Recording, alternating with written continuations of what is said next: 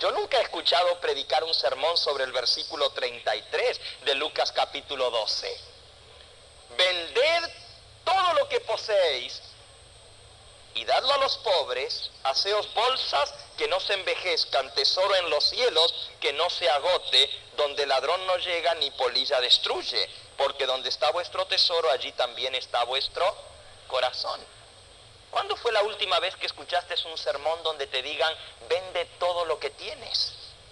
Ah, no, pero eso no puede aplicarse hoy en día. Eso quizás quería decirlo el Señor para la gente de su época, pero hoy en día vende todo lo que tienes. Ahora dime, ¿esas no son palabras de Cristo tan ciertamente como las anteriores son de Cristo?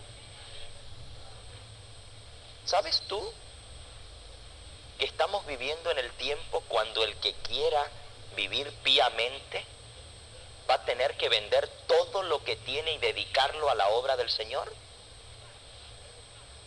Oh, muy poquitos amenes. Oh, el reino de los cielos se ha acercado. El Señor le va a dar el reino a los santos del Altísimo. Muy pronto viene el Señor a buscar la manada pequeña, a buscar al remanente y les va a dar el reino. Pero antes de eso dice, vended todo lo que posees. Interesante, ¿verdad? Muchos aceptan a Cristo como Salvador. Oh, sí. Cristo es mi Salvador, Cristo es mi ayudador, Cristo es mi sanador, por su llaga fuimos nosotros curados, Cristo es el perdonador, Cristo es el intercesor. Pero ¿qué acerca de aceptar a Jesús como el Señor?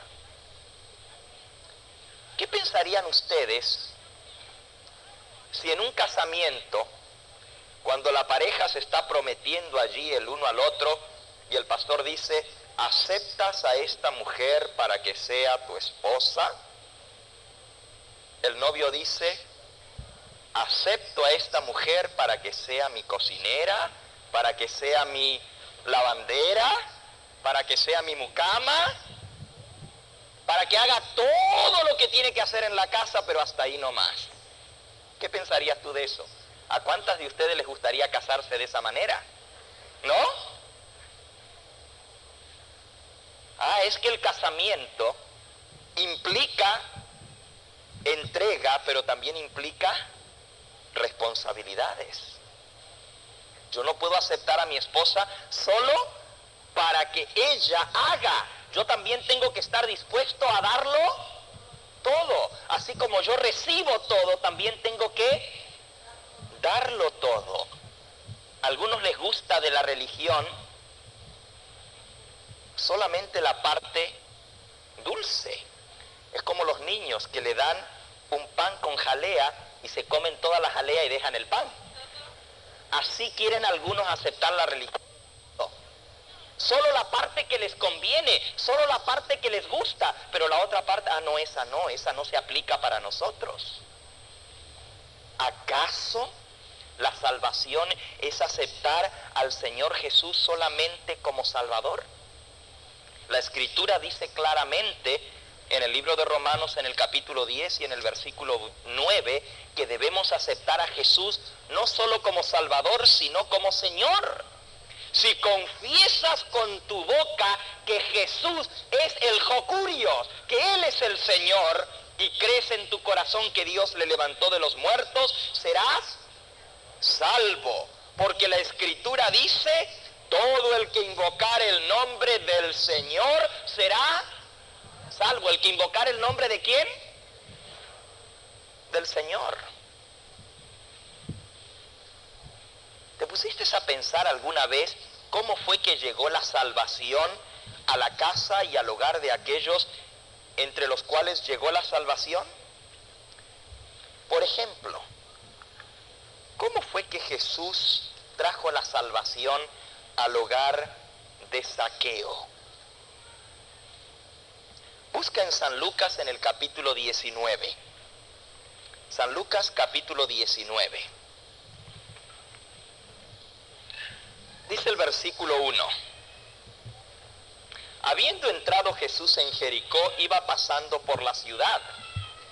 Y sucedió que un varón llamado Zaqueo, que era jefe de los publicanos y rico, era un hombre rico, procuraba ver quién era Jesús, pero no podía a causa de la multitud porque era muy pequeño de estatura. Era un hombre bajito, Zaqueo. Y corriendo delante se subió a un árbol sicómoro para ver pasar a Jesús, porque había de pasar por allí. Cuando Jesús llegó a aquel lugar, mirando hacia arriba lo vio. Ahora imagínense la escena. Zaqueo es un hombre acomodado, un hombre rico, un hombre de sociedad. Es jefe de los publicanos. Los publicanos eran los que cobraban los impuestos. Eran los que recibían el dinero de los impuestos. Pero este era jefe de los publicanos, o sea, era el jefe del IRS. Sí, tenía tremendo cargo Zaqueo. De los recaudadores de impuestos, él era el jefe. Y era un hombre muy rico. Imagínense, lo que menos quería Zaqueo era que la gente lo viese montado arriba de un árbol. De por sí tenía el complejo de que era tan bajito. Estaba complejado. Y se creía muy grande porque tenía mucho dinero. Y ahora de pronto, Zaqueo corre adelante allá. Se sube al árbol, se esconde en el follaje para pasar desapercibido. Él no quiere que nadie lo vea. Cuando pasa Jesús, él dice, voy a conocer a Jesús. Cuando él pase, por lo menos voy a poder verlo. Ya que tanto hablan de ese hombre, quiero saber quién es él. Y viene la muchedumbre por el camino levantando polvo. Cientos de personas alrededor de Jesús. Y cuando pasan por el árbol, Zaqueo mira. Y de pronto Jesús se detiene. Se para debajo del árbol. Y Zaqueo dice, qué bueno que Jesús se paró ahora, lo puedo ver bien. Y hasta quizás puedo escuchar algo de lo que él va a decir. Pero de pronto ve que Jesús levanta la cabeza hacia arriba. Y comienza a mirar entre el follaje. Los sicomoros son árboles muy frondosos y con ramas muy grandes. Son árboles inmensos, sicómoros. Y allá estaba montado Zaqueo. Y Jesús levanta la cabeza hacia arriba, dice. Mirando hacia arriba lo vio y le dijo, Zaqueo.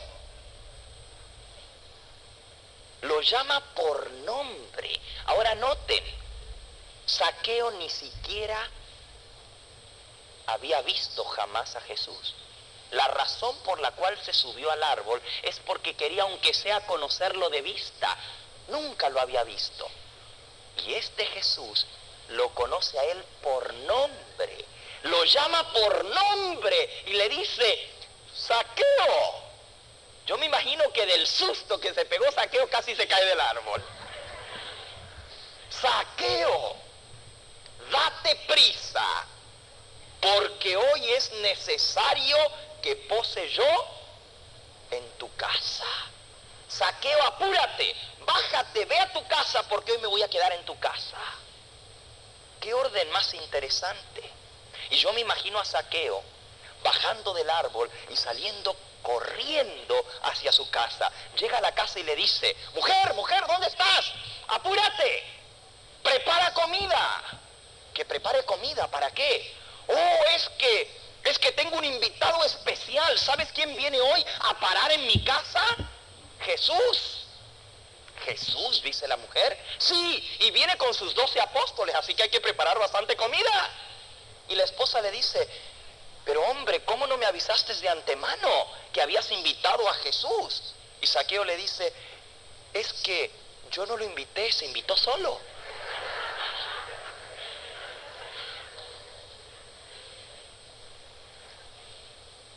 Noten, Jesús es el que da las órdenes. Zaqueo obedece. Él es el que le dice a Zaqueo lo que tiene que hacer. Zaqueo, bájate, date prisa, apúrate, que hoy voy a parar en tu casa.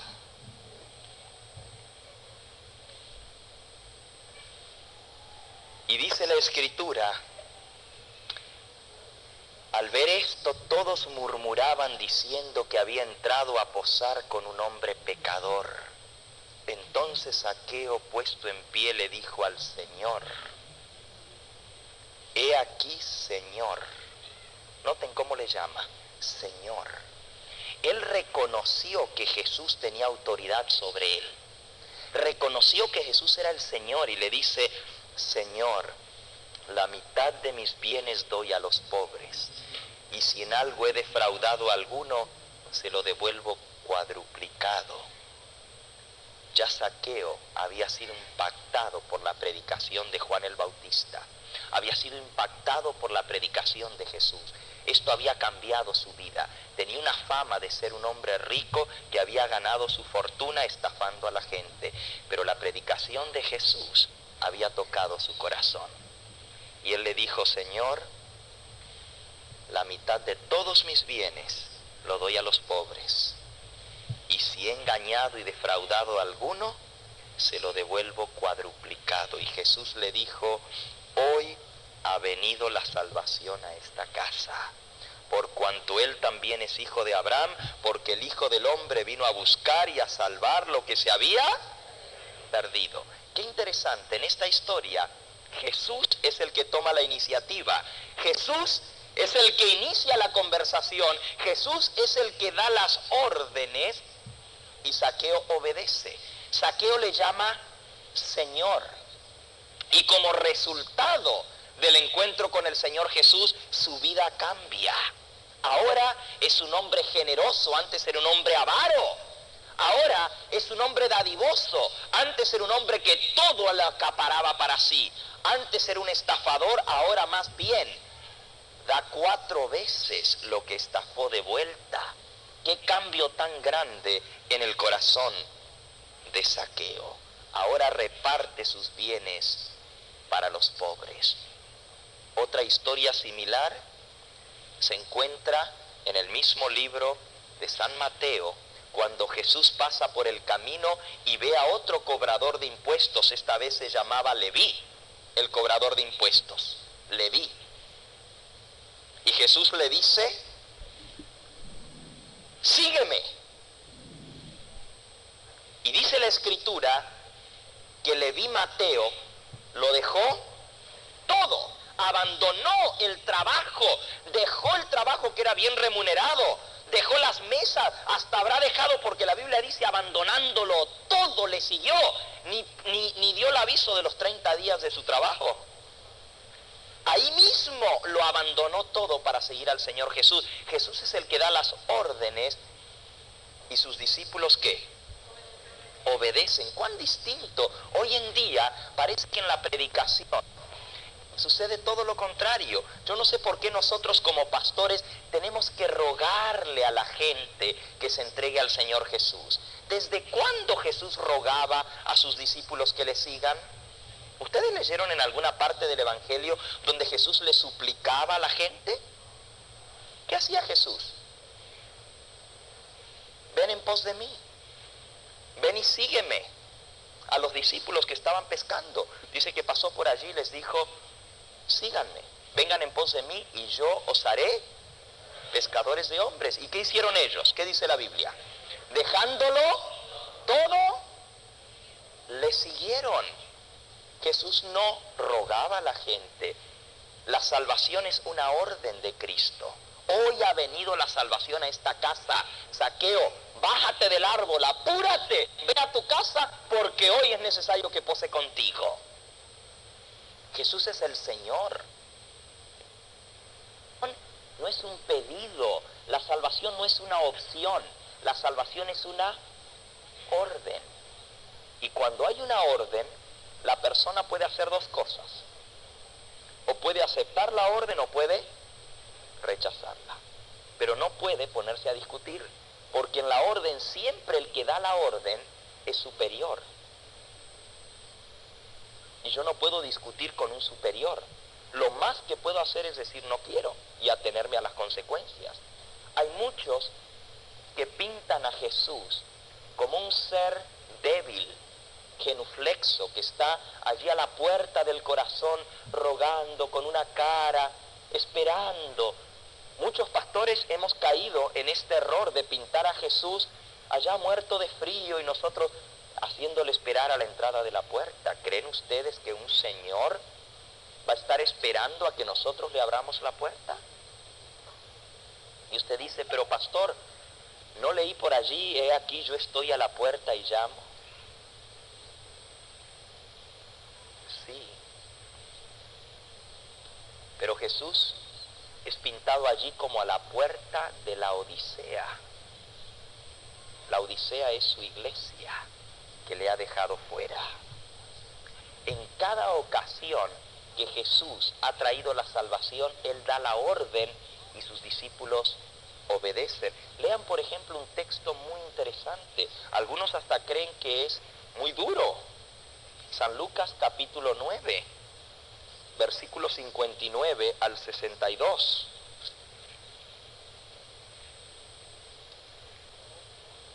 Y Jesús le dijo a otro, sígueme. Y él le dijo, Señor, déjame primero que vaya y entierre a mi padre.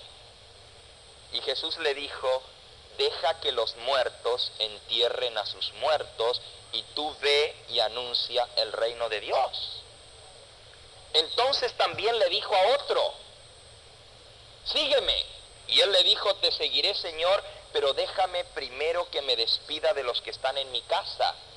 Y Jesús le dijo, ninguno que poniendo su mano en el arado mira hacia atrás es apto para el reino de Dios. Son palabras bien directas y bien duras. Sígueme. Y él le dijo, Señor, deja que primero entierre a mi padre y después te seguiré. Y Jesús le dijo, deja que los muertos entierren a sus muertos, tú ven y sígueme. Cuando Jesús da la orden, no es para entrar en discusión con Él. Él sabe cuándo nos llama y por qué nos llama ahora.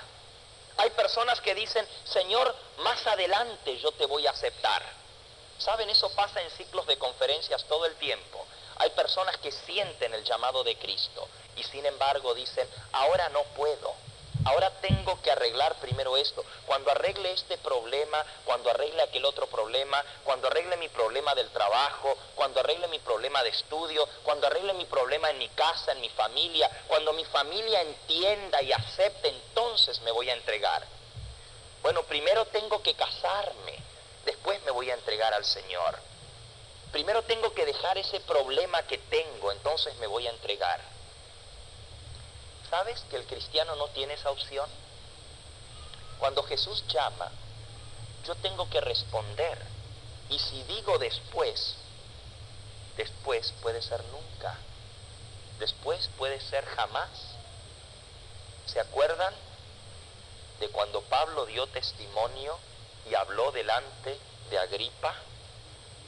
Y Agripa le dijo, ahora vete, y cuando tenga oportunidad te llamaré. La Biblia dice que estaba a punto de convicción. El Espíritu Santo estaba hablando en el corazón de ese hombre, un rey.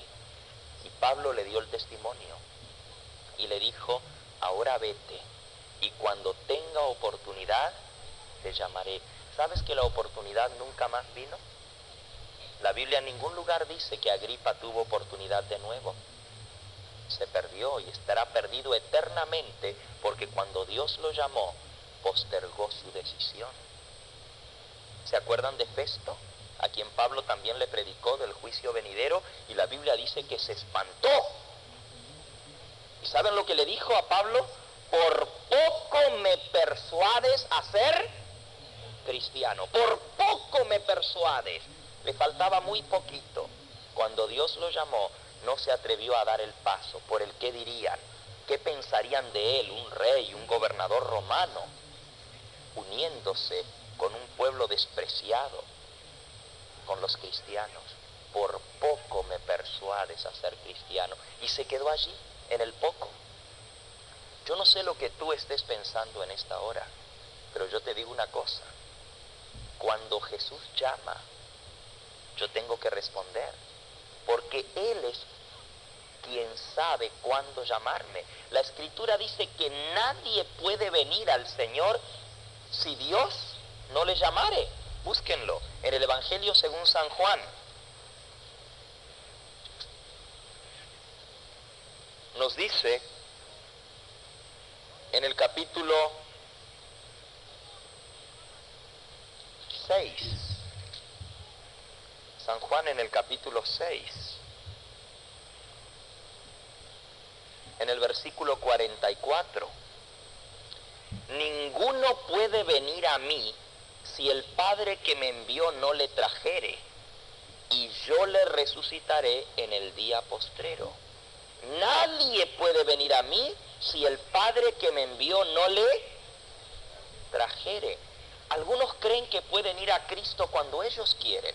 Oh sí, yo ahora entendí la verdad. Yo sé que esta es la verdad, pero todavía no puedo. Cuando yo pueda, entonces me voy a entregar. Cuando yo pueda, entonces voy a guardar el sábado. Cuando yo pueda, entonces me voy a bautizar. Ahorita no puedo. ¿Qué te hace pensar que vas a poder más adelante?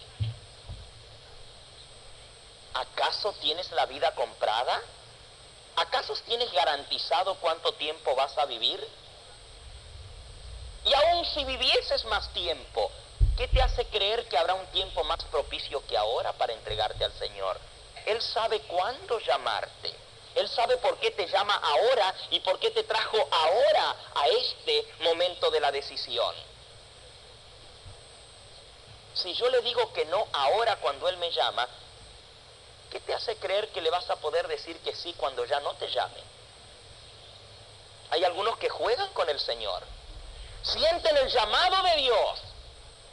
Sienten que Dios les está tocando su corazón.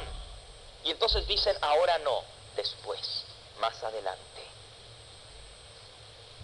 ¿Saben ustedes que se necesita todo el poder del cielo para que un alma pueda arrepentirse? Ni el mismo arrepentimiento viene del hombre.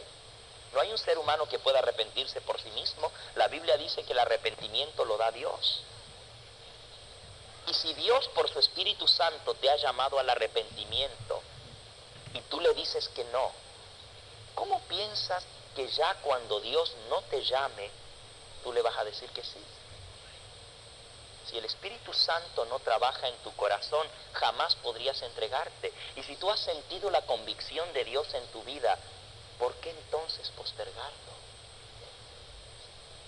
Dios sabe cuándo es el tiempo mejor. Él dice, en tiempo aceptable te he oído, en día de salvación te he socorrido. Segunda de Corintios capítulo 6, versículo 1 y 2. Os exhortamos a que no recibáis en vano la gracia de Dios. Cuidado, porque la gracia de Dios puede ser enviada, su amor, su misericordia, y si yo la tomo a la liviana, puede llevarme a eterna destrucción. ¿Saben ustedes que el mismo mensaje de salvación puede perder a algunos? Déjenme decírselos. La Biblia dice que Dios endureció el corazón de Faraón. Y cuando uno lee eso, dice, ¿cómo puede ser que Dios haya endurecido el corazón de Faraón? Y muchos no entienden y dicen, ¿cómo Dios puede endurecer el corazón de una persona? Pues es muy sencillo. El mismo sol puede derretir el hielo y puede endurecer el barro. El mismo sol puede derretir la cera y puede endurecer el tiesto. El mismo mensaje de salvación en el corazón de aquel que lo acepta lo puede ablandar y hacerle entregar al Señor, y ese mismo mensaje, si se rechaza, forma una costra que hace más duro que la próxima vez yo acepte al Señor. Porque cuando la voz de Dios viene y yo le digo que no, estoy cauterizando mi conciencia. Estoy endureciendo, y nunca va a haber un momento más propicio que ahora. Nunca. Por más que tú pienses que más adelante será mejor, nunca será mejor que ahora. Miren lo que dice. No recibáis en vano la gracia de Dios, porque Él dice, en tiempo aceptable te he oído, en día de salvación te he socorrido. He aquí ahora es el tiempo aceptable. He aquí ahora es el día de salvación. No hay un mañana. Si Dios llama hoy, es hoy. Si hoy oyereis su voz, ¿no qué? No endurezcáis vuestros corazones. Hoy es el día de salvación, porque nunca el Espíritu Espíritu Santo va a hablar más poderoso que la primera vez. El primer llamado es casi irresistible. Miren, yo los he visto más de una vez. Tengo un ciclo de conferencias y hay personas que no se deciden. Son duras. Pero después me han confesado, pastor, esa primera vez que usted llamó, yo sentía que no podía más. Mi corazón estaba por explotar. Yo sabía que tenía que entregarme. Sus palabras eran directamente para mí. Y no lo hice.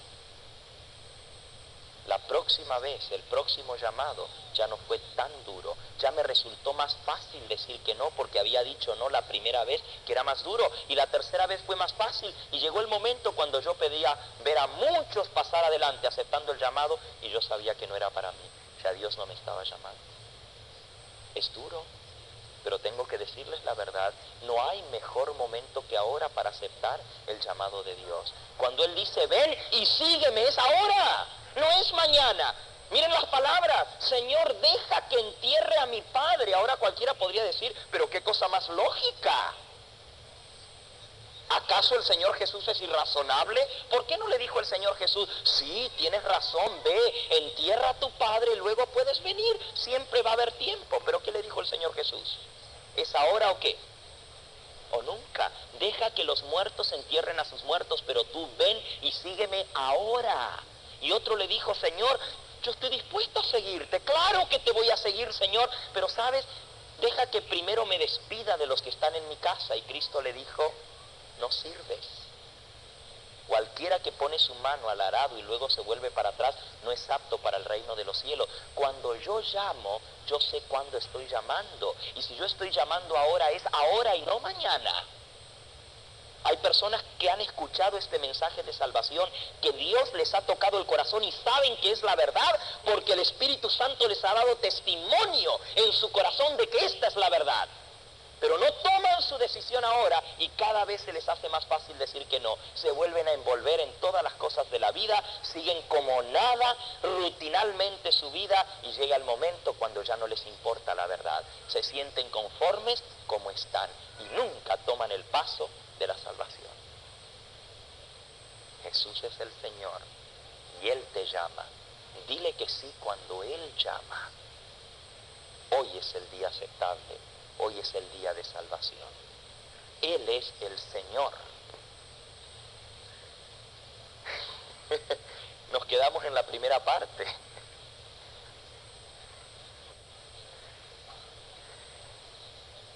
¿Qué significa? Vamos a la segunda y la tercera, las vamos a reducir lo más que podamos, cortita. ¿Qué significa pertenecer al reino del Señor?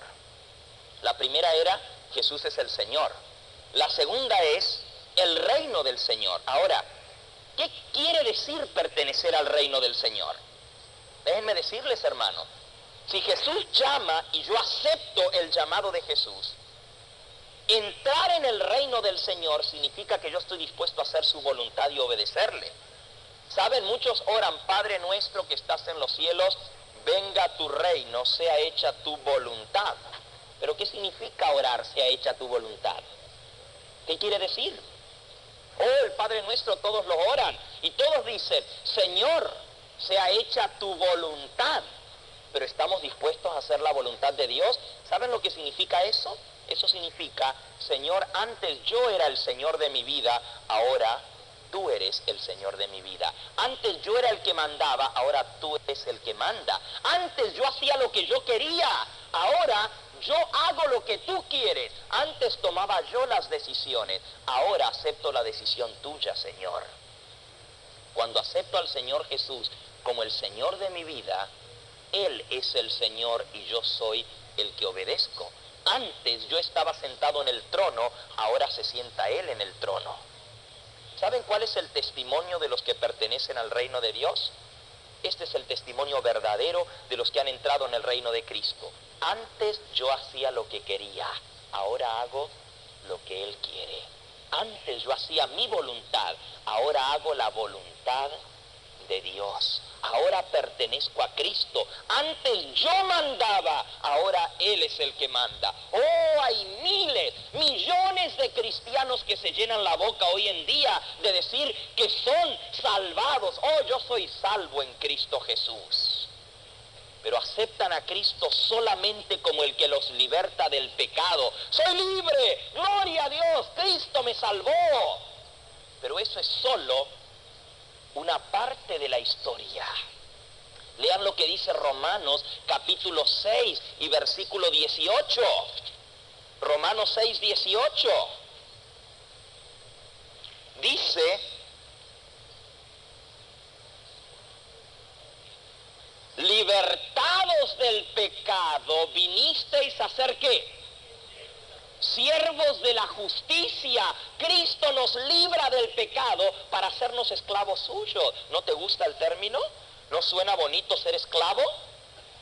Pues eso es lo que dice la Biblia. Libertados del pecado, vinisteis a ser siervos ¿de qué? De la justicia. Oh, nos gusta hablar de que Cristo nos salva. Qué lindo es cantar de que Jesús murió por nuestros pecados. Pero ¿saben para qué murió? ¿Alguna vez se preguntaron para qué murió Cristo? Oh, la respuesta obvia es: Él murió para salvarnos del pecado. ¿Por qué no leemos lo que dice la Biblia para qué murió Cristo? Busquen en 2 de Corintios capítulo 5, a ver para qué murió Cristo. 2 de Corintios capítulo 5 y versículo 15. Y por todos murió. ¿Para qué? ¿Para qué murió? Para que los que viven ya no vivan para sí, sino para aquel que murió y resucitó por ellos. ¿Para qué murió Cristo? Para que los que viven ya no vivan para sí, sino que vivan para quién. Oh, qué interesante, ¿verdad? Cristo me salvó, Cristo me libertó, soy libre en Cristo. ¿Libre? ¿Libre para hacer lo que quieres o libre para hacer la voluntad de Dios? ¿Para qué murió Cristo? Para que los que viven ya no vivan para sí, sino que vivan para aquel que murió y resucitó por ellos. Lean Romanos capítulo 14, Romanos capítulo 14, versículos 7 al 9. Porque ninguno de nosotros vive para sí, ni ninguno muere para sí. Pues si vivimos, para el Señor vivimos. Y si morimos, para el Señor morimos. Así pues, sea que vivamos o que muramos, del Señor somos. Y ahora da la razón por la cual Cristo murió otra vez. Solo que estos pasajes nunca los leemos. Vean el versículo 9. Porque Cristo para esto murió y resucitó. ¿Para qué murió Cristo y resucitó y volvió a vivir? ¿Para qué? ¿Qué dice? Para hacer ¿qué cosa? El Señor de los muertos como de los que viven. ¿Para qué murió Jesús y resucitó? ¿Para hacer el qué? El Señor. Él es el Señor y nosotros somos sus siervos. Él murió para que los que vivan ya no vivan para sí, sino que vivan para el Señor que murió y resucitó por ellos. Es como en el caso de aquel lugar donde vendían los esclavos. Aquí en el sur de los Estados Unidos había mercados de esclavos, donde la gente iba y compraba los esclavos como que estuviese comprando un asno, un buey o un animal de carga. Esos lugares se llamaban mercados de esclavos. Traían los esclavos y entonces pasaban los compradores y los examinaban. Les tocaban para ver qué tal estaban los músculos, los miraban, les miraban los dientes para ver si no estaban picados, les observaban y entonces ofrecían al más postor: yo doy tanto, sobre seres humanos. Qué indignidad, qué cosa tan terrible hacer un tráfico desde el ser humano, comprar con dinero la vida de una persona. Y saben, el que era comprado no se pertenecía a sí mismo. El amo que lo compraba era dueño y señor de aquel que lo compraba. Hacía con él lo que quería. Si se lo quería llevar al campo y ponerlo allá a cultivar algodón, pues allá lo ponía a cultivar algodón, hacía con él lo que quisiera, si quería matarlo podía matarlo, no había ley que protegiese al esclavo. Si el esclavo levantaba su mano contra el Señor, le cortaban la mano. Si el esclavo se atrevía a levantar la voz al Señor, le cortaban la lengua. El dueño tenía completo dominio sobre los esclavos.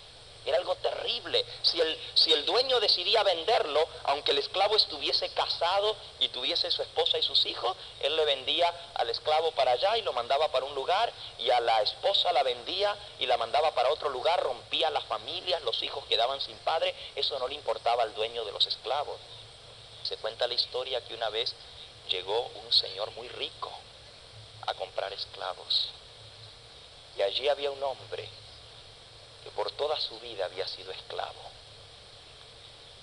Era un hombre fornido, fuerte, ya estaba mayor, no viejo, pero un hombre mayor. Se notaba que había trabajado mucho, pero en su rostro llevaba el odio. Se veía reflejado en sus ojos el odio y el desprecio que tenía por aquellos traficantes de esclavos. Cuando venían tratando de verlo, se resistía como un animal salvaje. Cuando le decían, abre la boca, muestra los dientes, más duro los cerraba. Estaba rebelde. Claro, nadie sabía lo que había pasado. Le habían arrancado de su lado a su esposa, a sus hijos, lo habían maltratado, había sufrido como un animal, lo habían llevado lejos y ahora estaba solo. Habían abusado de él. Por eso estaba rebelde. Y este hombre rico que llegó miró a todos los esclavos y puso sus ojos en él. Le dijeron, no creo que tenga mucha suerte con este. El amo anterior lo destrozó a golpes. Mírele la espalda, cómo la tiene toda cubierta de heridas y de latigazos porque se resistía a obedecer. Él dijo, pero me interesa ese. Sí, se mira fuerte, fornido, pero no le va a servir de nada porque está rebelde. Prefiere que lo maten a obedecer a otro amo. Tiene un odio tan grande que no se puede hacer nada con él. El hombre preguntó, ¿y cuánto cuesta? El precio regular de un esclavo eran $150. Y el vendedor, el traficante de negros, le dijo, te lo doy por $30. Y el negro que escuchó dijo, no trabajaré para ti, maldito. El traficante le dijo, cállate, negro, harás lo que se te diga. No lo haré. El hombre entonces, el hombre rico, le dijo al traficante de esclavos, no te voy a pagar $30 por él. Bueno, dame lo que quieras, aunque sea 10, con tal de sacarme este problema que tengo encima. Y le dijo el hombre, no, no te voy a dar ni 10, ni te voy a dar 150 como vale un esclavo, te voy a pagar $500. $500. ¿Se ha vuelto usted loco? Y el negro miraba de reojo, ¿qué es esto? ¿Que alguien me está comprando por un precio tan alto? El traficante le dijo, está bien, con los 150 que me des hacemos trato. No, toma. Y el hombre insistió en pagar $500, 4 veces lo que costaba un esclavo como él. El traficante estaba feliz, se había embolsado más de lo que él se imaginaba. Y cuando el hombre rico se acercó, el negro le respondió, ni aunque pagues 1000 por mí, no trabajaré para ti. El hombre no le contestó, solamente le dijo, sígueme. Y el negro le dijo, no iré contigo. Y el hombre rico le respondió, ¿sabes que te he comprado para darte la libertad? El negro quedó estupefacto, no podía escuchar ni creer lo que escuchaba. ¿Cómo? Sí, le dijo, no tienes que servirme, no tienes que obedecerme, no tienes que trabajar para mí, no quiero que trabajes para mí, te he comprado para darte la libertad. Y aquel hombre que había sufrido tanto,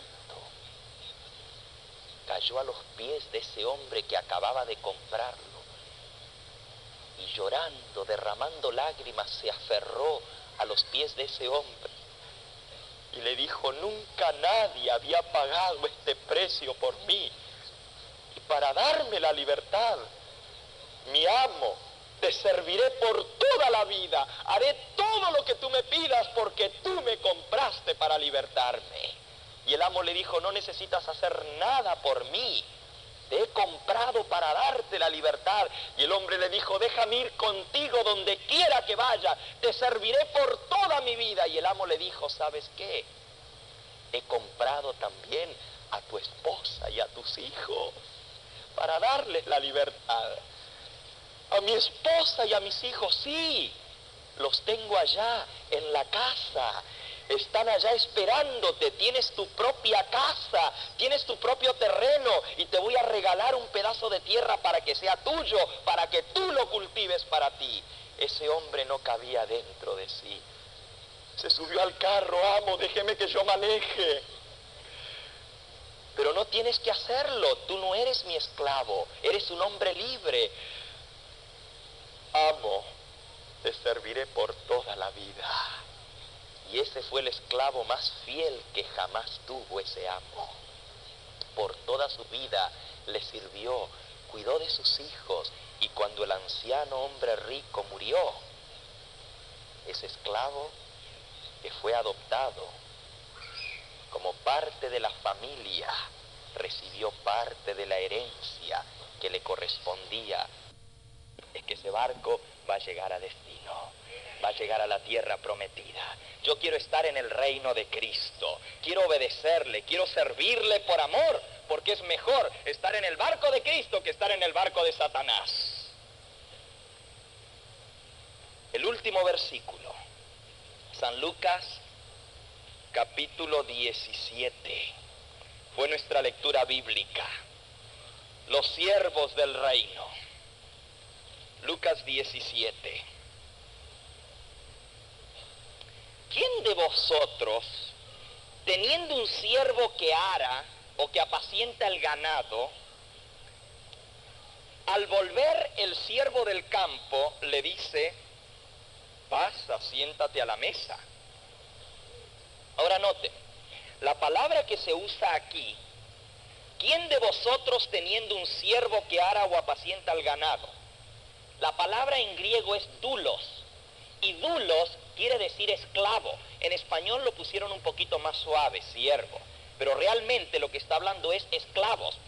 ¿Quién de vosotros que tiene un esclavo que ara o apacienta el ganado, al volver del campo le dice al esclavo: pasa, siéntate a la mesa, yo te voy a servir?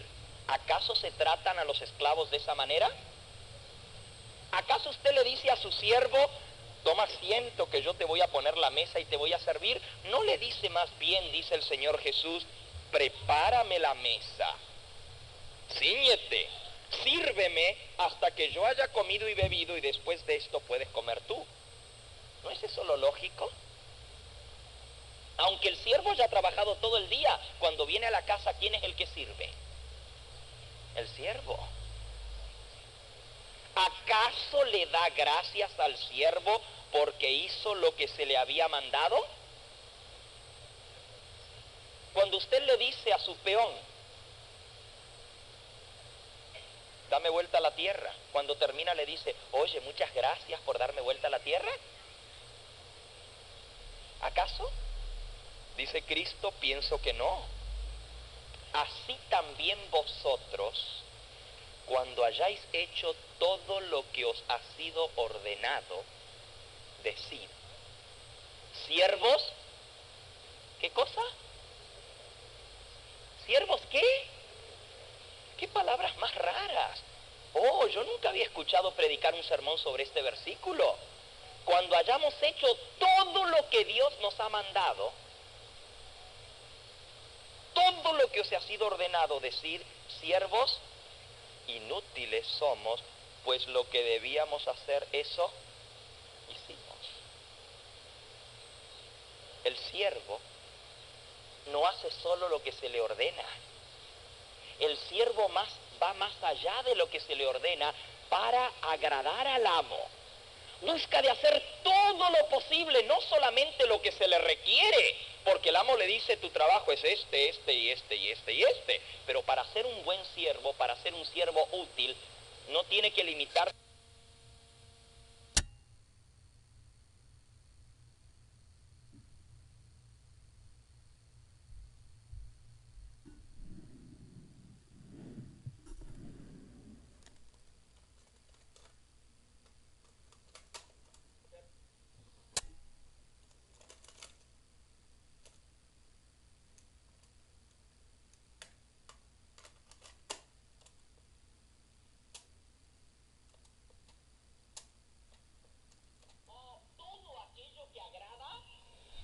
Al amo, todo aquello que le hace feliz.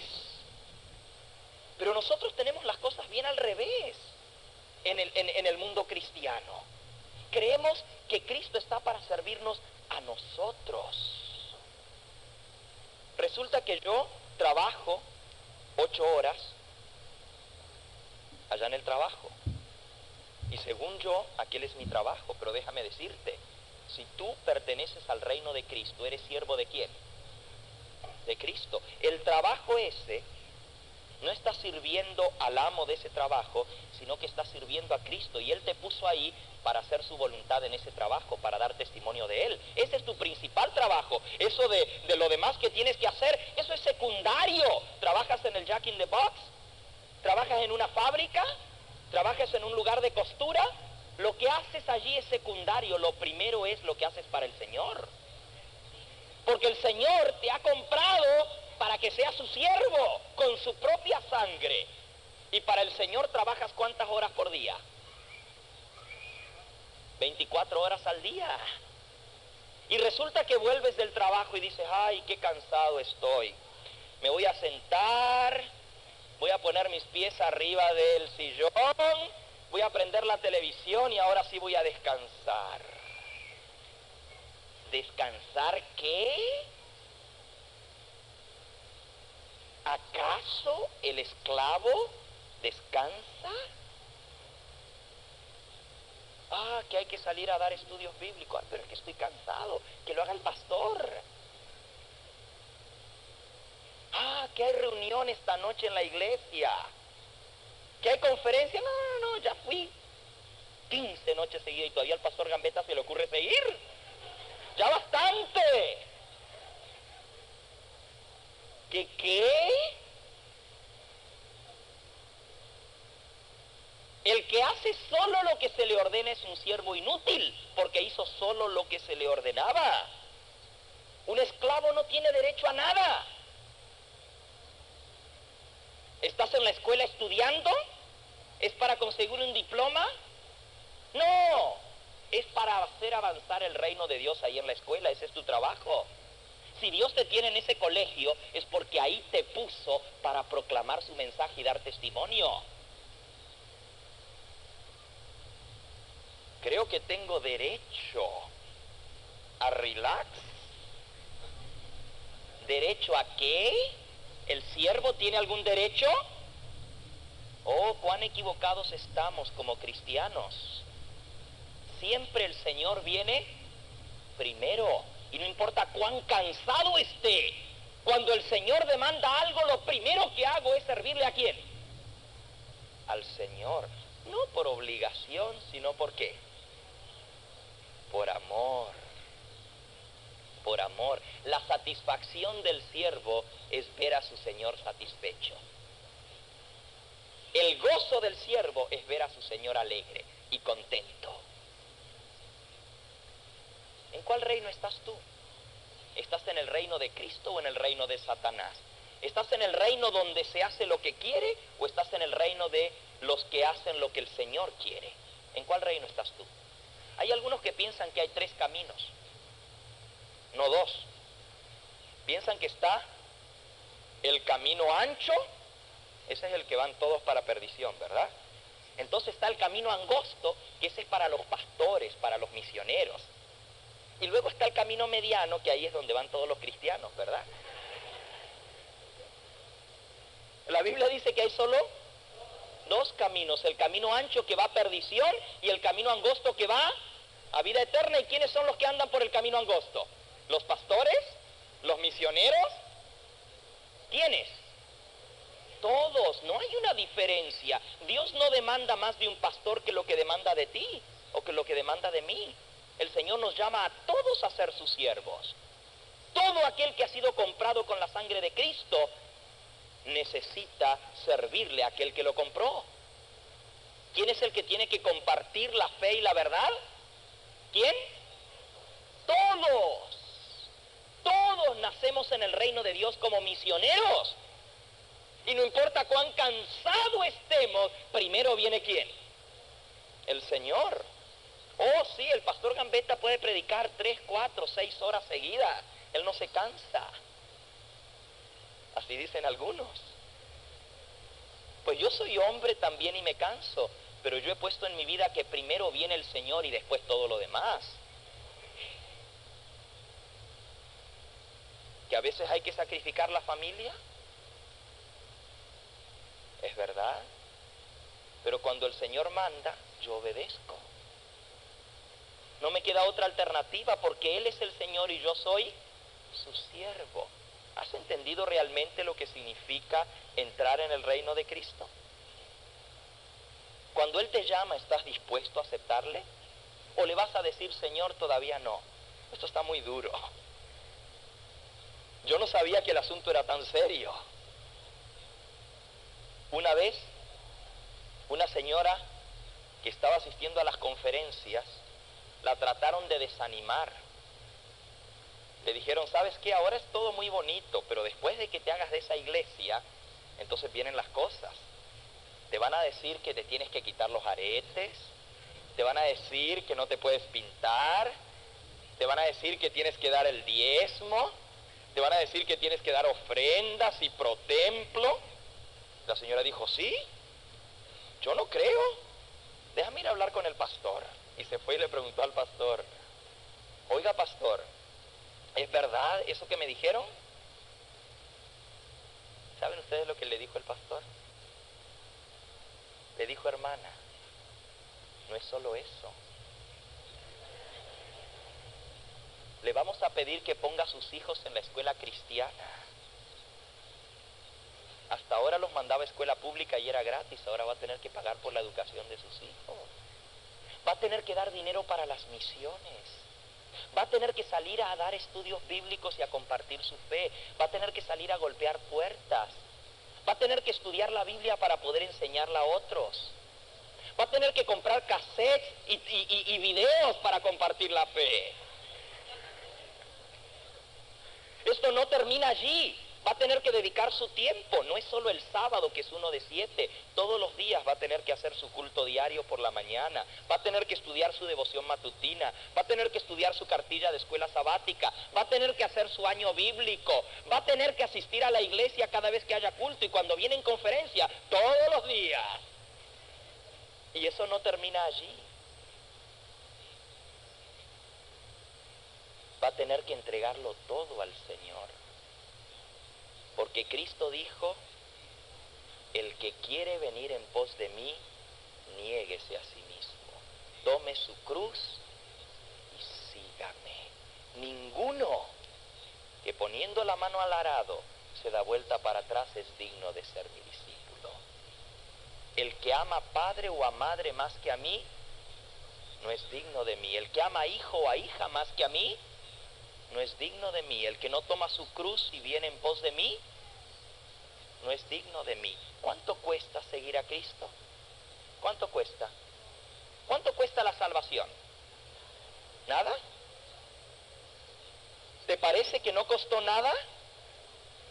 Mi hermano, la salvación costó el precio más grande que jamás se pueda haber pagado, la sangre preciosa del Hijo de Dios.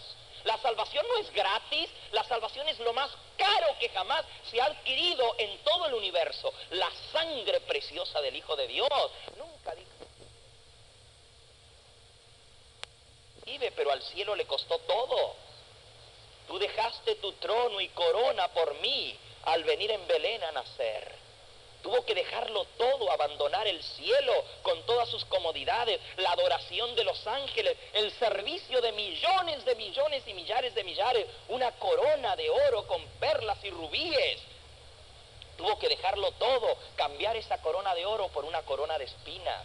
Tuvo que cambiar la adoración de los ángeles del cielo que se postraban delante de él por la blasfemia de los hombres que le dieron bofetadas, le escupieron el rostro. Tuvo que cambiar las alabanzas del cielo por las injurias. Hasta uno de sus discípulos dijo no conocerlo y blasfemó para convencerlos. Tuvo que dejarlo todo para salvarnos. Le costó muy caro al cielo nuestra salvación. ¿Y cuánto nos cuesta a nosotros seguir a Jesús? ¿Cuánto? ¿Se acuerdan de la parábola de la perla de gran precio? Un hombre que era vendedor de perlas encontró la perla de gran precio. ¿Y qué dice la Biblia? Volvió a su casa y se puso a vender todo. Todas las perlas que tenía las vendió para comprar aquella de gran precio.